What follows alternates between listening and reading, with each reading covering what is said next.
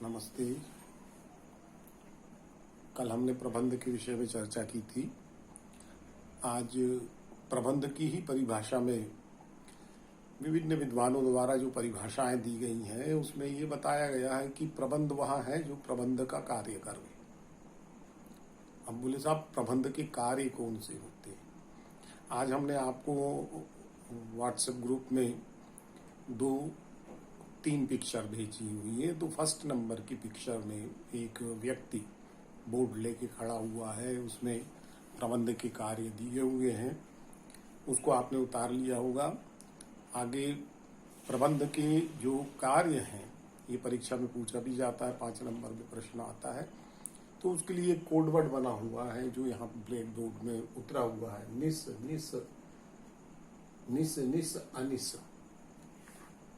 माने आप तोड़ के देखेंगे। पहला है नि से नियोजन, स से संगठन, फिर नियुक्ति, फिर संचालन, अभिप्रेरण, नियंत्रण और समन्वय। ये 7 कार्य जो हैं प्रबंध के। माने हमारे को जब भी प्रबंध करना पड़ेगा तो इन 7 कार्यों को हमें करना पड़ेगा, तभी प्रबंध सफल होगा। अब उन्होंने बोले साहब माने नियोजन।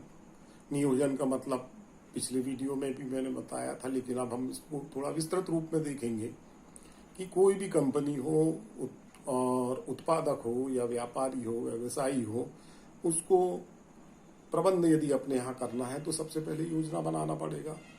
योजना बनाने के लिए उसको इस बात का ध्यान रखना पड़ेगा कि वो सर्वश्रेष्ठ योजना का निर्माण करे, ताकि उसके उत्पादक इकाई का उत्पादन अच्छे श्रेष्ठ क्वालिटी का अधिक से अधिक हो। ऐसी योजना वह बनाए। इस योजना बनाने में वह यह निर्धारित करे कि कौन सा व्यक्ति किस कार्य को करेगा, किस तरीके से करेगा, कितने समय में पूरा करेगा। ये सारी बात नियोजन में उसको निर्धारित करनी पड़ती है। इसके बाद संगठन आता है। पिछले वीडियो में मैंने आपको डिब्बों के अंदर में 5M बताया था। मानव, मशीन, मटेरियल, मनी, मेथड।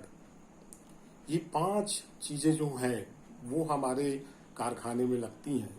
संगठन का मतलब ये है कि इन सभी 5 चीजें जो दी हुई हैं इनका हम सर्वोत्तम तरीके से प्रयोग करें, कुशलता से इनका उपयोग करें। कच्चे माल का अच्छे से उपयोग करें, मनी का अच्छे से उपयोग करें, मटेरियल जो है उसका अच्छे से उपयोग करें, मशीन का उपयोग अच्छे से करें, ताकि अधिकतम उत्पादन हमारे उत्पादन इकाई में प्राप्त हो। तो संगठन का मतलब ये होता है कि उन 5M's जो दिए हुए हैं, आप नोट्स बनाएंगे तो ये 5M नहीं लिखेंगे, वहां पे मानव, मशीन ये लिखेंगे आप। मानव, मशीन, मटेरियल, मनी और मेथड। इसका कुशलतम उपयोग करना ही संगठन करना कहलाता है। इसके बाद फिर नहीं आ गया तो उसमें नियुक्तियां आई। नियुक्तियों में आपका कारखाना है, आपकी कंपनी है, तो इसके अंदर में हमारे को नियुक्तियां करनी पड़ेंगी। नियुक्तियों में हम ऐसे ही तो नियुक्ति नहीं कर सकते।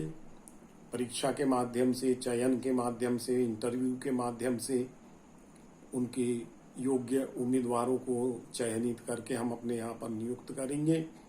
उनका प्रशिक्षण भी इसी के नियुक्ति के अंतर्गत आएगा। उनका प्रशिक्षण के अलावा उनका प्रमोशन और अन्य बातें जो हैं सब नियुक्ति के अंतर्गत आएगी। इसके बाद अगला दिया हुआ सा से संचालन। संचालन का मतलब होता है डायरेक्शन। वो मैंने बताया था आपको। यहाँ पर हम देखें कि संचालन का मतलब विस्तृत अर्थों में मैनेजमेंट में क्या होता है कि संचालन का मतलब ये होता है कि अपने अधीनस्थ कर्मचारी और अधिकारी जितने भी हैं उन सभी को काम करने के विषय में समय समय पर निर्देश दिया जाए, निर्देशित किया जाए। ये निर्देश हम लिखित में भी दे सकते हैं, मौखिक भी दे सकते हैं। मौखिक निर्देश सामान्यतः अच्छा नहीं माना जाता है, लिखित निर्देश ही सर्वश्रेष्ठ माने जाते हैं, क्योंकि ये बतौर सबूत के काम हमारे आते हैं।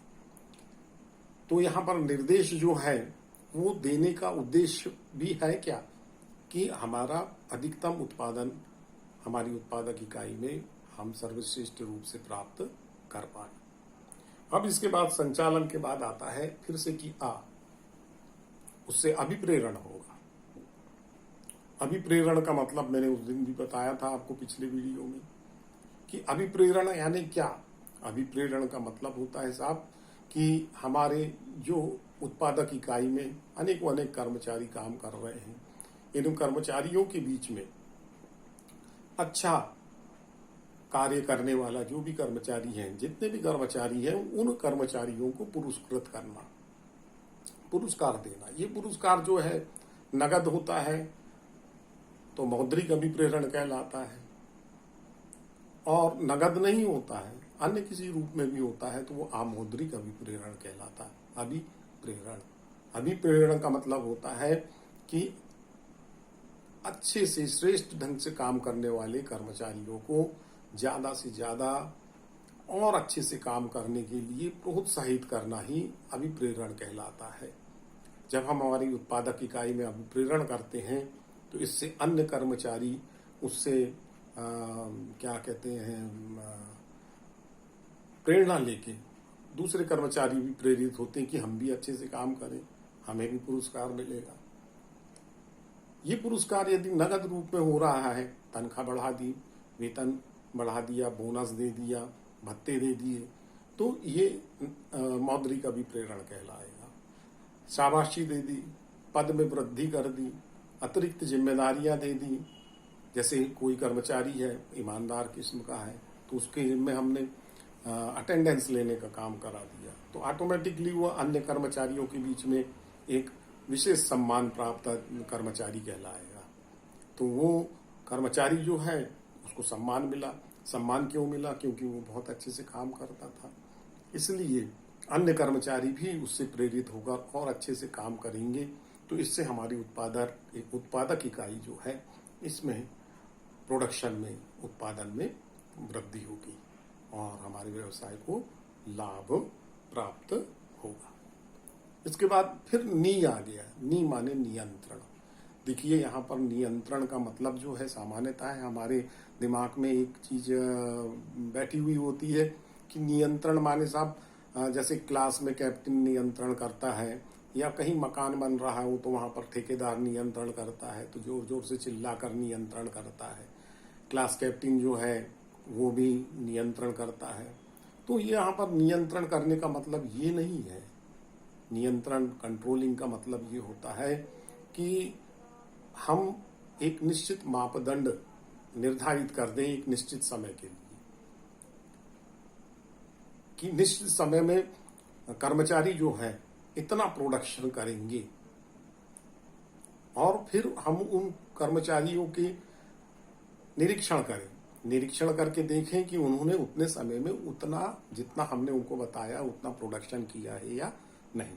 यदि मान लीजिए उन्होंने प्रोडक्शन उतना नहीं किया है उतने समय में, तो कमी नहीं, इसका मतलब काम में कोई ना कोई कमी है। तो एकदम से हमें उन्हें दंडित नहीं करना है, पहले तो कारण का पता लगाना है कि भाई प्रोडक्शन कम क्यों हुआ। प्रोडक्शन क्यों कम हुआ उसके पीछे अनेक कारण निकल सकते हैं। मशीन खराब हो, मटेरियल खराब हो, कर्मचारियों की संख्या कम हो। तो ऐसी स्थिति में उन सब चीजों को हम पता लगाएंगे, कमियों का पता लगाएंगे और उन कमियों को दूर करेंगे।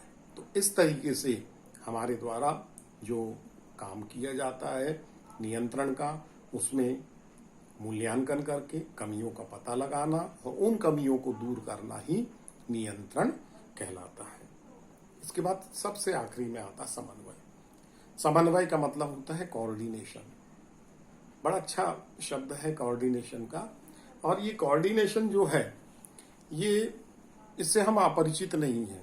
खासतौर पर जो छात्राएं होती हैं, छात्र भी, लेकिन फिर भी छात्राएं जो हैं वो कोऑर्डिनेशन को बहुत अच्छा से समझती हैं। छोटे से उदाहरण से बताता हूँ मैं आपको कि आपके घर में यदि कोई मेहमान आता है तो आपकी मम्मी जो है पानी लाने के लिए बोलती है, और जब आप पानी लेकर आते हैं तो उसी समय आंखों से ही मम्मी इशारा कर देती है और बच्चियां समझ जाती हैं कि हमें उनके लिए चाय बनानी है या केवल पानी में ही रवानगी उनको दे देनी है। तो कहने का मतलब ये है कि यहाँ बोलने की आवश्यकता नहीं पड़ी। माँ और बेटी के बीच में इतना अंडरस्टैंडिंग थी कि खाली एक दूसरे को देखकर ही वो समझ गई कि चाय बनाना है या नहीं बनाना है। तो इस तरीके से हम देखें तो समन्वय जो है एक कारखाने के अंदर में भी होना बहुत जरूरी है। जितने भी कर्मचारी काम कर रहे हैं, श्रमिक काम कर रहे हैं, बहुत सारी मशीनें लगी हुई हैं, उनके बीच में यदि सहयोग के भाव होंगे तो स्वाभाविक तौर पर उनके बीच में आपस में समन्वय स्थापित हो जाएगा।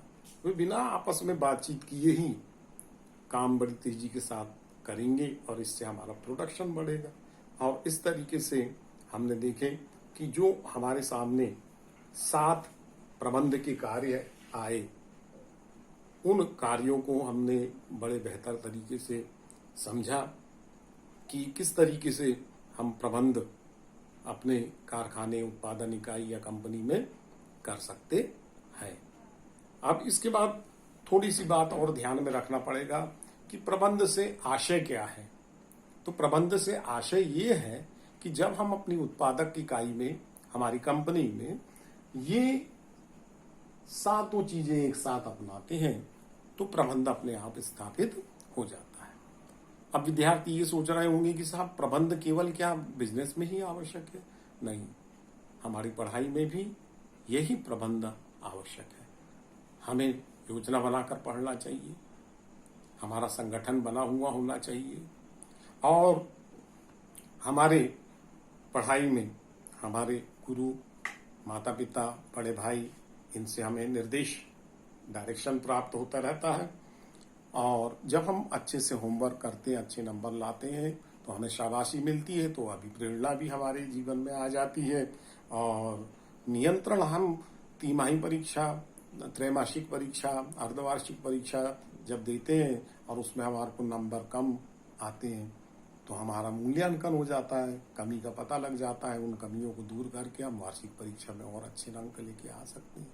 तो हमारे जीवन में भी ये नियंत्रण लागू होता है। यानी कुल मिलाकर यदि देखें तो प्रबंध हमारे जीवन में भी लागू होता है। इसलिए प्रबंध को सार्वभौमिक कहा गया है। सार्वभौमिक का मतलब होता है सारे विश्व में व्याप्त। प्रबंध जो है कोई राजनीतिक संस्था हो, धार्मिक संस्था हो, आर्थिक संस्था माने हमारा व्यापार वगैरह हो, हर जगह हमें ये प्रबंध देखने को मिल जाता है। स्कूल हो, कॉलेज हो, हॉस्पिटल्स हो, कोई भी ऐसा क्षेत्र नहीं छूटा हुआ है जहां पर प्रबंध हमें देखने को ना मिले। तो इसे ही हम कहते हैं कि प्रबंध सार्वभौमिक होता है। तो आज के लिए बस इतना ही है ना। आगे हम फिर चर्चा करेंगे। आपको मैंने जो पिक्चर्स भेजी हैं व्हाट्सएप ग्रुप में, उसमें इनके बारे में बहुत विस्तृत रूप से दिया हुआ है। उन्हें आप अपनी कॉपी में नोट करेंगे, फेयर कॉपी में नोट करेंगे। जितनी भी वीडियो क्लासेस हमारी हो रही है, फेयर कॉपी में हर चीज़ को नोट करेंगे आप, ताकि स्कूल जैसे ही खुलेगा तो सबसे पहले आपकी कॉपियाँ चेक करेंगे हम।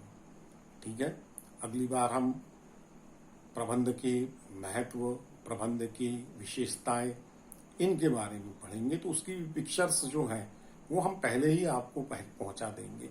वो आप अपनी कॉपी में अच्छे अक्षरों से नोट करके रखें और फिर वीडियो चालू करके और उसमें लिखा हुआ जो है वो पॉइंट देखें, और मैं जो समझा रहा हूँ उसको समझें और फिर नोट्स बनाएं, और इस तरीके से अपनी पढ़ाई शुरू हो जाएगी, है ना। तो आज के लिए बस इतना ही। नमस्कार।